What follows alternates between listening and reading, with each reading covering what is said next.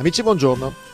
Ho trovato per caso un sito che si chiama The True Size Of, dove c'è la possibilità di vedere le reali dimensioni della nostra Italia, di qualsiasi stato, rispetto a una cartina che è distorta, avendo trasformato una cartina su base sferica in una cartina in 2D. E quindi cominciamo a vedere un po' di differenze rispetto alle dimensioni che noi percepiamo da questa cartina. Confrontiamo l'Italia con la Gran Bretagna, con i paesi scandinavi, con la Germania, con la Romania, con la Spagna,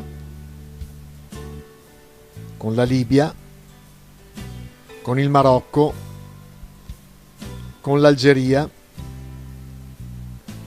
nei paesi asiatici, con l'India, con il Giappone, con Taiwan, col Vietnam e la Cambogia, per poi andare nelle Americhe con il Messico, con il Perù e anche con il Venezuela. E quindi, ritornando alla nostra piccola Italia, ricordiamocelo che non siamo solamente una grande potenza economica, non siamo solamente un grande paese sia politicamente che socialmente, siamo anche un grande paese di dimensioni importanti. Meditate, gente, meditate. Viva l'Italia!